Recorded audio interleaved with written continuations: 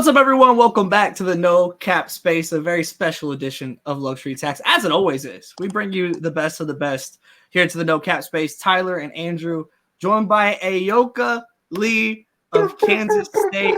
Get the horns out. Get the horns out. Ayoka, we're so excited to I don't know, what was that? Was that a dunk? What that the hell was like that? one of DJ Clues bombs that he used to do on. Oh, okay. Yeah, because that I gotta get the work on that. soundboard for that. We got to work on that. A heck of a start to the interview already, Ayoka. Thank you so much for joining us. And just in general, how has the summer? How's the summer been for you? I mean, it's obviously a very transformative time in women's basketball across the board. But on an individual level, how's the summer been? Yeah, it was really good. Honestly, this summer, just with like not knowing if I was going to come back or not. I did. Coach Mitty was very gracious in giving me a lot of time to do just a lot of other things that I'm passionate about. So it was a really good overall summer. I think it was really balanced between like basketball and that stuff. And then also just, having it like feel kind of like right. a summer. So. Right. Yeah, I assume it probably hasn't happened too many times since being a college basketball player. We're gonna dive more into specifics, but I mean, I think the obvious question, I'm sure you've been asked plenty of times at this point, is why? Is the reason why coming back? And I think there's probably many layers to that, and we could dive into that. But just on a general basis, what was the most important factors for you in deciding to come back to K-State? Yeah, man, that's a good question. Yeah, I think the biggest factor was just what would be kind of the best decision for me and, where would I be just like the happiest and like most content and like most successful for this next year. And when I think about that question, I've been really fortunate to have just such a good experience at K-State. I've been here like all 6 years, going into this last year. So I don't think in like today's world, that's not like I've been so blessed with that. So just like really realizing that and reflecting on that and just knowing that it'd be great to have another year because once this year is up then I am really out of eligibility. So I think that was a big one. That was probably the biggest factor that went into it. And so for you, in our preview of the Big 12, I have you on our 3 names that you should know by now, right? But I have your teammate, Serena Sundell, as one of the 5 names that you need to know or might not know already. How much did she or your other K-State teammates play in that role? Like, did you talk with other teammates about the decision, or was that something that you decided with you and your family, and then when you've made the choice, you talk to everybody else and say, hey, I'm staying. Here's what we want to accomplish this year now that I'm here? Yeah. It was really a decision I made with like my close friends and family. I don't think any of my teammates thought I was going to come back. And for a time, I don't think I did either. So I decided I'd met with, like basically that day, Coach Mitty wanted to meet with me. So we met at like Tropical Smoothie, I think, and just chatted. And I was honest with him. And I was just like, okay, like what would be the best day to make a decision? Like, when do you want a decision by? And he was like, well, actually today would be a great day. Well, no pressure. Answer, like today would be a great day for you to decide. And I was waiting to have some meetings prior to deciding, but at that point I was kind of like, I think I want to come back. I don't know how much these meetings are going to change that or how much sorry, my cat. Oh, no, you're okay. All right, so this is the famous cat. All right, hold on. I am just derailing this whole interview. I need to hear about this famous cat of yours. Yeah, his name's Chadwick, after Chadwick Boseman. Perfect. Hell yeah. He's just super friendly. All my friends who don't like cats love him. And we'll give cats a chance after meeting him. But yeah, he's just a sweetheart. I don't know. Welcome Chadwick to the no cap space. Yeah. We have right. put him on the graphic. How did you get Chadwick? Yeah. Tell us the whole story. Where did this start? Because you have a dog too. Yes. So who came first? How do they handle each other? What was the decision that went into getting? Andrew's really amped up for this. He's locked in. I want the whole Chadwick like multiverse. I want Chadwick lore. Yeah. So taking it back to 2021, it was the season after COVID. It was a hard season for every athlete and just people everywhere. But I was just like, I just really want a pet. I think that would just add to my life currently. So yeah. So it was like November. I think I got him November 21st, 2021. Went to a shelter and he was 5 months.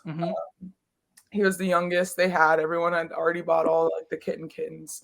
So I got him, and he was just like a menace as a kid. Just like havoc. Like so sweet when he was like tired, but just a menace. And I was like, oh my gosh, what did I do? But then he like chilled out a little bit once he turned 1. And then I just got Bram, hey. He's like passed out. Hey, come here. Oh, there we go. I saw Bram in the press conference. I was like, I gotta hear about Bram. Like this is hi. He is a doodle? He is, he's a Bernedoodle. Oh yeah. So he is 9 months currently. And I got him because I truly did not think I'd be coming back to play. I was like, I need to get like something that's going to keep me active and just that. Yeah. So I was like, I'm going to get a puppy. And brought him home right after our Big 12 tournament. One of my best friends got his brother. So he is just like sleepy eyes. Yeah. So got him. He's just been such a joy. All my teammates love him. He just got back from training like 2 weeks ago. He was away for like 6 weeks. Down, buddy. I'm feeling left out. I need to bring in a dog now. Like I don't. She does. Man, this is. Yeah, it's the Bernie's hour, baby. I love it. I don't. I'm feeling so left out. Like, well, I guess this is out of just pure FOMO. I'm gonna bring it back to basketball. I hate to be the one to do that, but you said too many dogs. Yeah, now I'm just feeling left out, man. But I guess to bring it back, one of the points you made at the beginning of this I mean you with COVID, with injury, like there's your eligibility is like one of the most unique cases that we've ever seen. And what's interesting to me is that you're also going through the most unique era of college sports ever with the transfer portal and then NIL. Yet the entire time you stayed at K-State, and I don't think it's that far of a reach to say that other programs would have wanted you. I don't think that that's too outlandish to say. What about K-State specifically made you know like this was not only the place, like obviously you start there, but to spend this like the amount of time, and like I said, I'm sure that there were other opportunities if you wanted them. What about K-State made you like this is the place the entire way for me? Yeah. I mean, to start, I think just I had a really great start to my career. I think that was a big thing. And I came in as a redshirt coming off an ACL surgery, but just like them sticking with me and like believing in me through that redshirt year, I think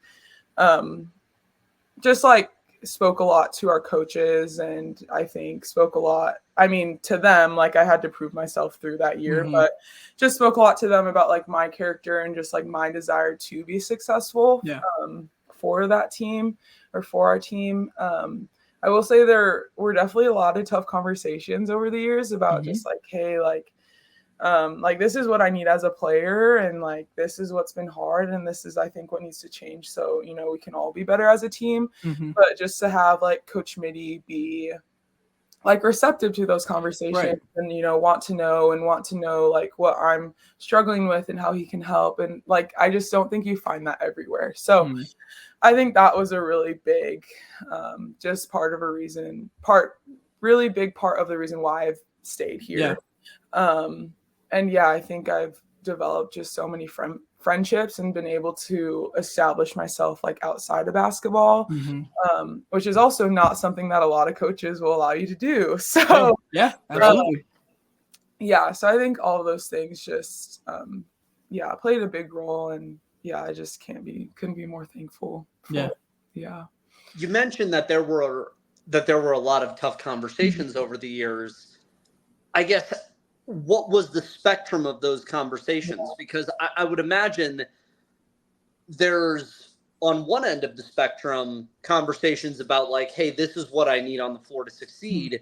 But also, I'd imagine on the other end of the spectrum too, given your playing history, there would be some conversations of like whether or not you might feel like you still got it in you to continue to do this.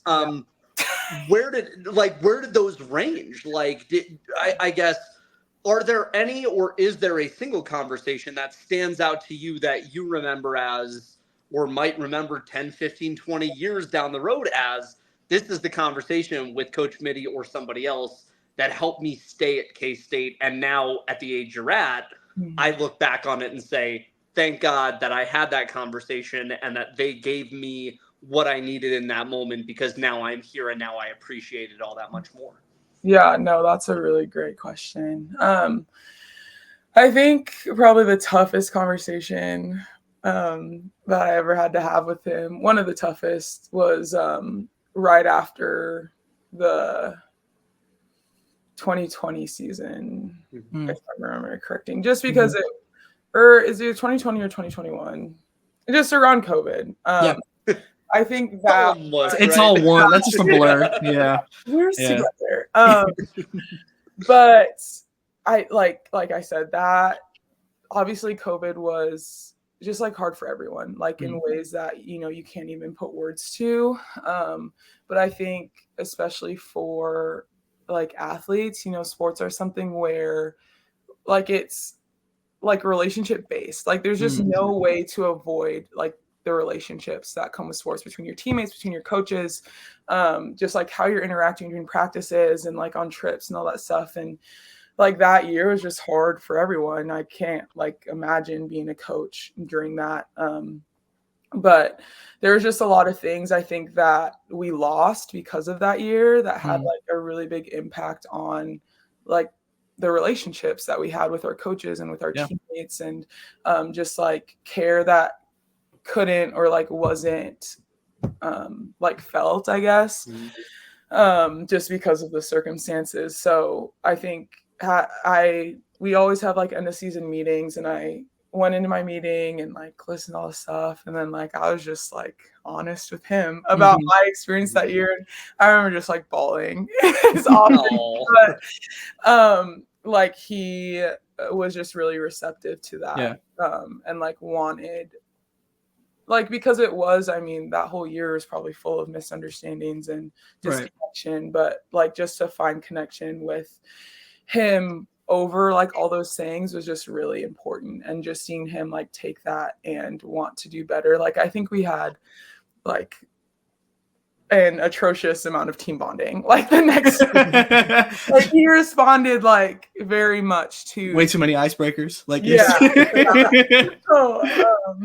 yeah, I just like think witnessing that, like for me to be able to be vulnerable and then him like receiving that and like, respecting that and responding to that was just really important to me, and something that that has like just made a big difference for, I think, my relationship with him and like our program. And so I feel, correct me if I'm wrong, I feel like there's a couple ends to that, right? Because on the one hand, and I draw on my own experience working in Oregon at this time and covering Oregon and Oregon State.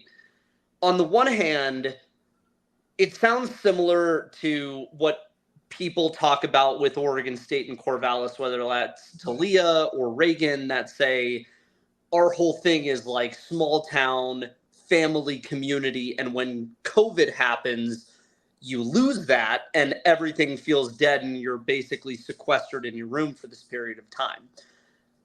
Also within Oregon at that period, you had a lot of protests, social unrest that began, with George Floyd, and that continued on. And we had major protests in Eugene where Mario Cristobal, the Oregon football coach, and members of the women's basketball team were a part of the protests. And you being a Minnesota native, I'd imagine that hit home slightly because George Floyd happens in Minneapolis. How much of the conversations, I guess, are based in basketball related stuff, and how much of the conversations are based in pieces of having to learn? And I guess the third piece of that is one of the stories that we're working on right now is Montana head coach Robin Selvig working with Native American communities back in the 90s and telling me that he had to learn a lot of things that he as a white man was not aware of at the time.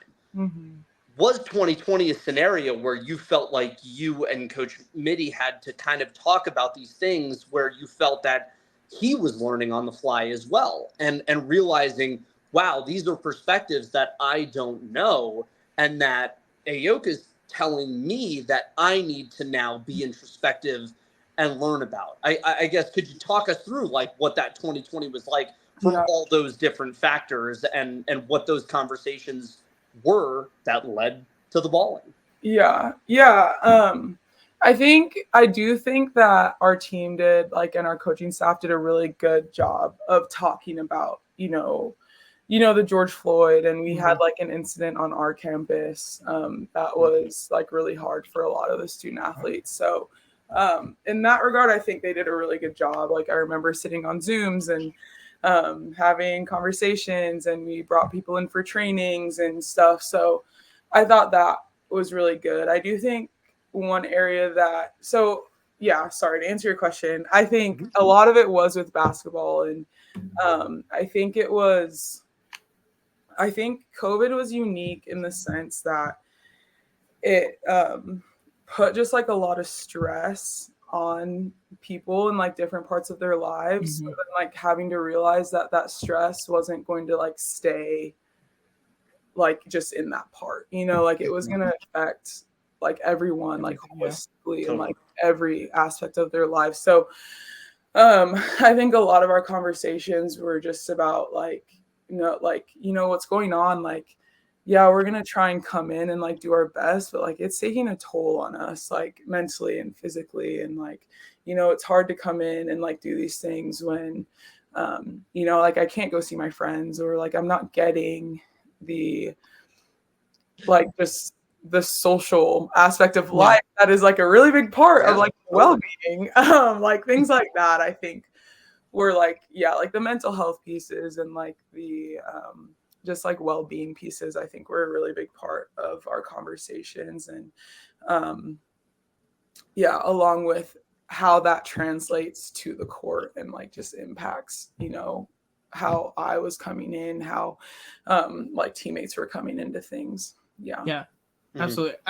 I'm interested, I guess just more from a general perspective, because as someone who's been able to cover the Big 12, I've been able to cover you guys in several games, get to talk to Coach Mitty in the post-game press conference. I'm not surprised hearing like he's always come off as very open and even like when talking to media and everything. So I'm not surprised to hear like the dialogue aspect to this program. Like that just adds up to me. For you, in being here from your freshman year to now, the program as a whole has developed incredibly, whether it just be success on the court, the fans packing the place, like it's just increased across the board. Has it just been kind of the same set of like foundational pieces that have just continued to build? Has there been any type of major change from your first time on campus to now? Like, what do you feel like that kind of attributes to seeing the growth of the program? That's a really good question. That's a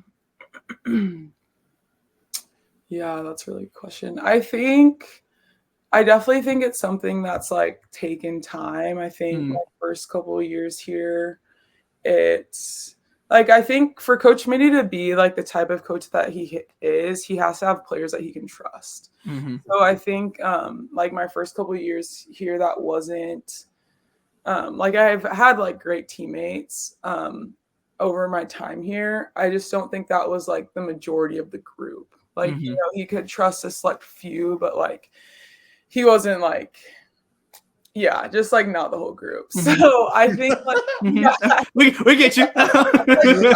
college kids, you just, you know, yeah, we got you. Something. Yeah. So I think that played like a major role, just like being fortunate enough to get like good, not only like good recruits skill wise, but also just like good like people. Yeah. So I think that played a big role. And then just like self accountability was a big thing.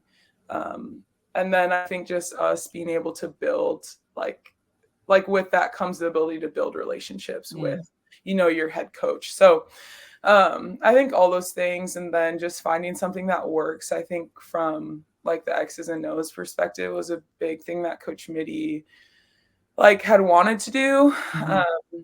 And I think we finally, like, I think you really saw that last year with kind of our offense and seeing us kind of like develop in that.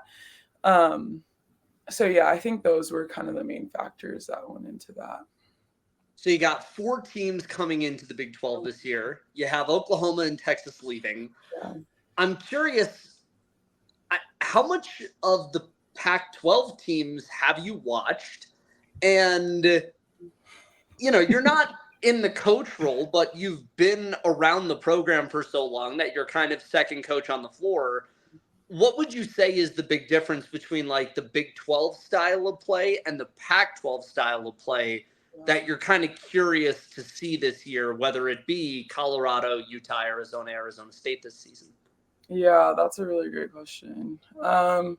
Yeah, I really haven't watched a ton of Pac-12 basketball. It's like it was on the network. It was okay, it's on at 11 o'clock on the it's network. Late. You got to get your rest. I've covered it for a long time. Yeah, After dark for a reason. Right. Hey, Tyler. don't you do this? Sorry. I think we played Oregon my like redshirt freshman year, I believe. Yep. What other Pac-12 teams? I think that might have been like the only Pac-12 teams we played like early on. But Salin play, I think, and I don't know how true this is anymore, but I think one thing unique about the Big 12 is that the majority of teams are going to have like a true center. Where I don't think that's not true for like every conference. So I'd probably say, and I think trends in basketball, it's, you know, becoming less and less common, but I'd say that's probably my biggest observation. Yeah. How interesting is it for you? You mentioned how it's kind of the trend is moving away from the kind of the traditional 5. And for you, like that's what you like. That's your bread and butter. Yeah, like you are. Like that's so. Like how does that like in your mind, like as whether it's developing to try and go pro or how are you kind of taking like, okay, like this is happening? Does that shift your game at all? Are you kind of just cool with being this is the lane? Like how does that change the process? Yeah, I think there's always going to be things that like to get better at. So I think in that regard, it just means like to make me like more valuable, I guess, as a player. It's just like, okay, I just have to develop more things. But then on like the other end of that, like I also have skills that some players might not have, you know, like just back to the basket, post defense is a big one that can be hard for guards to play. So, I think it's a double-edged sword, but yeah. I feel you. In my time working with college football, I know that the NFL draft, like they'll hand prospective prospects a draft grade, and that plays a role in whether or not guys decide that they want to go into the NFL draft or not. Is there a similar metric in the W? Like, do you kind of know or have an idea about whether or not you will be drafted, draftable, rosterable, or is that something that more like you and Mitty kind of decide in the offseason about like, all right, given what the class is, I have to figure out whether or not I'm draftable and I will make a roster this year versus coming back for another season. Right. Yeah. I don't believe there's a metric like that, just because I think the hard thing about the W is just like its size. Like you can be like a first round pick and get waived. Yeah. Like whether it's during training camp or like before your second season, like that's just like the nature of it. So yeah, I'm not sure if they have a metric like that. I do think it's just more conversations with coaches, trainers, agents, like just like your people, and them kind of gathering data based on what teams are saying that they want. Yeah. Is there any player in the last 2 years that like you've seen that you've been like, yo, I know they hoop and they just got waived, like this is crazy? Like, is there one that you can point to? One specifically, I don't know if it's one. There's like a lot. There's so many names that end up. Name a lot for us. Yeah. I don't know. Man. I think like Charlie Collier got waived. Not this past season, but the season before. She was a first pick. Yeah. Right. That was kind of crazy seeing. Who else? Yeah, I don't know. That's probably the biggest one. Yeah. But I feel like you can go down the list. There's plenty. Yeah. There's Is there any player within the Big 12 throughout your career that's given you the work? Like, is there anyone that you've been like? Is there anyone that you've been like, bro? This is like a welcome to the Big 12 moment. Oh gosh, welcome to the Big 12. Goodness, I'm really trying to think back to like. Welcome. Were you Lauren Cox, Kalani Brown years with Baylor? I was Lauren Cox. Okay. Yeah. So that's probably one. Yeah, I'm trying to think who else. Yeah, that's probably like the biggest one. I'd say one that just was like super skilled and just always like hard to guard just because of their skill set was just Tasha Mack. Yeah, she was really good. Those are probably the two that stick out to me the most. Yeah. I hope you know, like, this is a good indictment upon you that an NCAA champion and a WNBA active playoff contributor. Two people that you're pointing those work. Those work. Speaking of giving the work, though, I preface this. Here we go.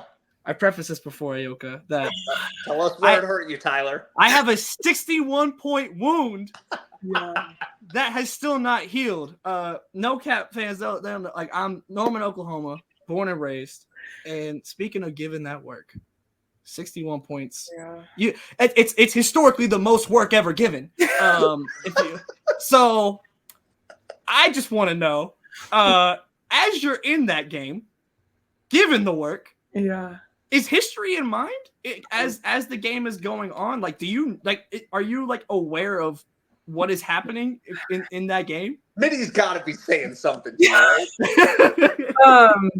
To be completely honest, no. The only thing I was aware of was I knew our like school scoring record. And I was like, okay, like probably gonna like break that.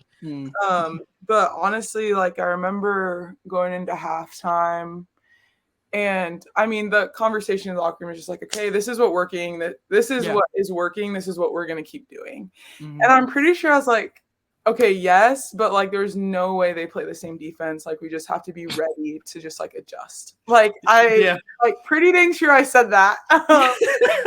And that just ended up not being, the case. So we just kept going with what was working, and we were playing great defense. And I didn't know until I came out. like how many points I honestly was like, why the heck am I still in this game? It was nasty. I think that was the sixth when OU only had 6 players during so it was nasty. Like that game got bad quick. Yeah. And yeah. Yeah. Which no, it's okay. They were ranked at the time. This was the year after. Yes, right. You're right. It was after. So yeah, I can't even give that. I tried to pull something out and I couldn't even get that, man. Just straight work. Like that game. Yeah, that game was that was a game in Oklahoma history. Yeah. But yeah, I'm glad that I feel like I can heal now. Good. Now that I know it was just straight work. Like there was no nothing. Like it was just literally straight work. I can at least put it away a little bit, just slightly. But so on the note of work going into this year, we have a new conference, we have all this realignment, but you guys have so much talent coming back to this team. Whether it's Gisela Sanchez, whether it's Serena or you, how confident are you? Just like it feels like, to use the kids' parlance, the vibes are very good in Manhattan, Kansas right now. You can't use parlance and then vibes.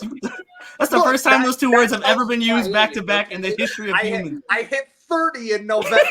All right, I'm already pulling Merriam-Webster. You can't do that. Yeah. No. How's the confidence? How are the vibes? Yeah, I think the vibes are immaculate. Yeah. I think just like last year, I think we have a lot of talent, but I think it's just like up to us to just like do the work.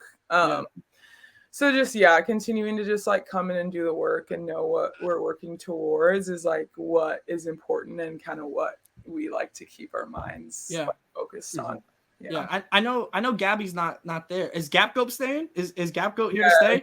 Gappy is staying. He was just thank goodness. He was in practice today with Coach Mitty's granddaughter. So good. Good. That was my biggest worry. Okay, I'm curious here. I want to take it back to the family end because I know you have brothers that play college basketball. Yes. My understanding though is you have the size on the brothers. So who's giving who the work now and who gave who the work as kids? Yeah. So my little brother plays at Houston Christian, and he's actually like 6'9". Like he's pretty. Yeah. He's pretty. So there's just size all over. Yes. He's the youngest of the three of us. Yeah. So growing up, my older brother was just kind of like mean, like street ball mentality. Like I came in crying, like I never want to play basketball again. Like I don't want to do it. Man. So he probably gave us both the work growing up because that's what older brothers do. Nice. I'd say like my early years, I probably gave my younger brother the work. But, I'm gonna give him some credit. I think that he would probably get me now. The circle of life for the circle of hoop life, like you said. Probably my younger brother. I love that. I'm interested from this past season, and like I said, it's all been a build. It's felt like I said, it's pretty consistent throughout. Now from last season, what is the key building piece you feel like that you guys take from last season to now go into this one, where it kind of feels like the stars are aligning a little bit, where it's like, okay, like this feels like it could be like the year that all the success has now crescendoed into this season. What is the key building block from last season that you're now taking into this one? I think to start, I think our defense has to be like better, than last season. I think we were a great defensive team, but I think there's just like small things that if we fix, like it'll just be terrible for teams to like have to run offense against. So I think, getting there and like just fixing those things, and then I think offensively, I think when our offense was good, it was really effective, flowed great. But when it was bad, like it was bad. So I think to be fair, it was a new offense. Yes. Yeah. So I think just like finding that consistency that works and just like being able to play just like smoothly with one another without those like deficits, I think will be the big piece. Yeah. Gotcha. So I have two more for you, and one of them kind of concerns that, right? Because when you look at the next level, one of the things that I love the most about the W is that I feel like it hasn't been destroyed by analytics yet, and like there's still a mini game, like there's still an inside out game, like you still get players like BG that are what in MNBA terms we would consider like older school, not modern players, and yet we still have those in the W. For you, what do you feel like is the part of your game that translates the best to that league that you are most interested in showcasing this year without giving too much away on a scouting report? I want to make sure you got something special in the bag for people this year. Yeah, that's a great question.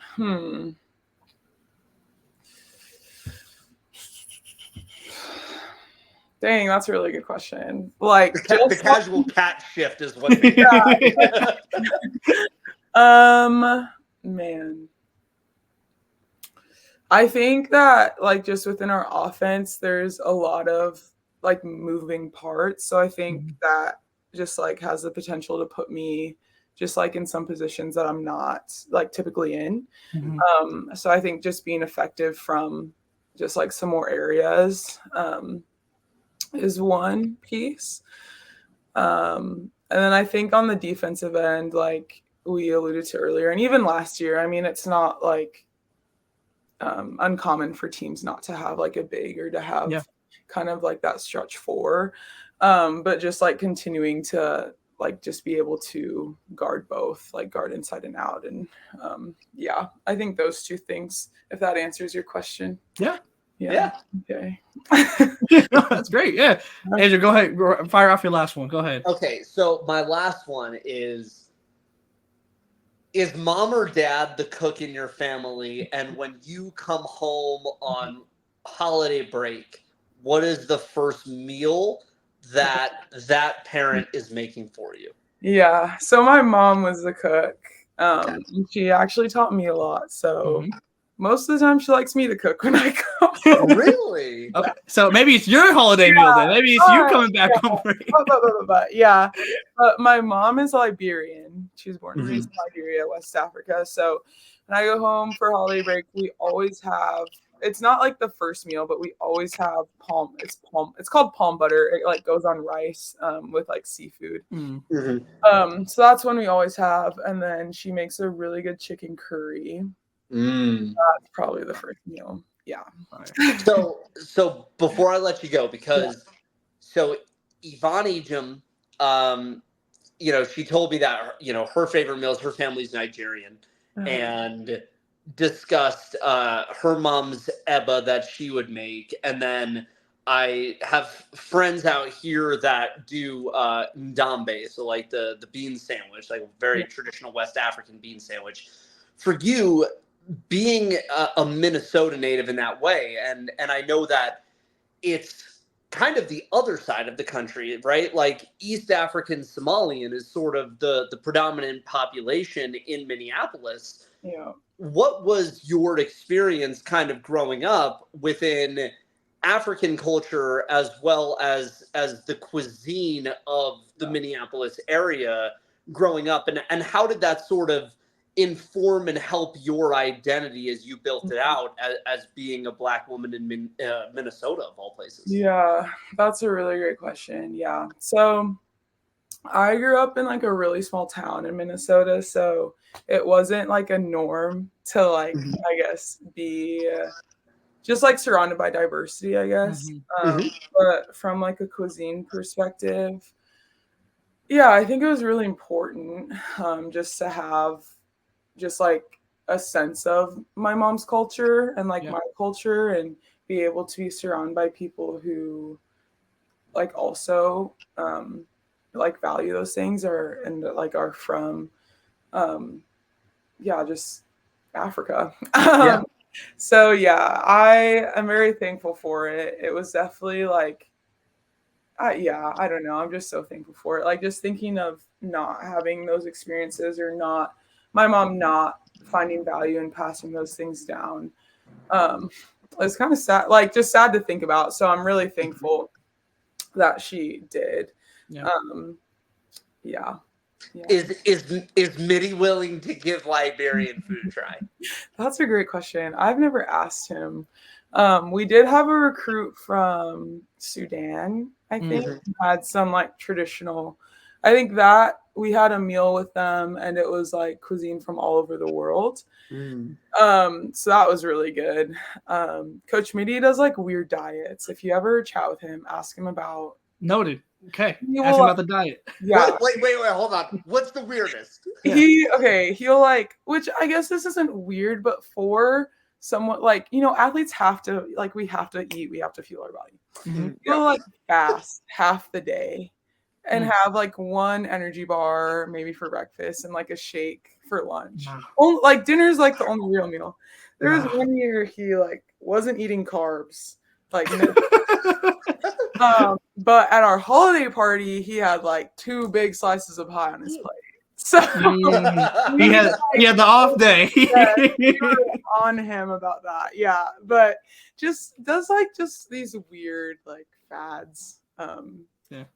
Yeah. So I don't know. I'm sure you would try it. I don't know. I had a teammate from Australia who made us try Vegemite. Oh, yep. I've heard. Yeah, I'm not sure if you tried it though, so it's definitely worth asking. I'll have to ask. Sudani food is interesting too. I recently, I tried it's like a green curry that's like spinach based. Okay.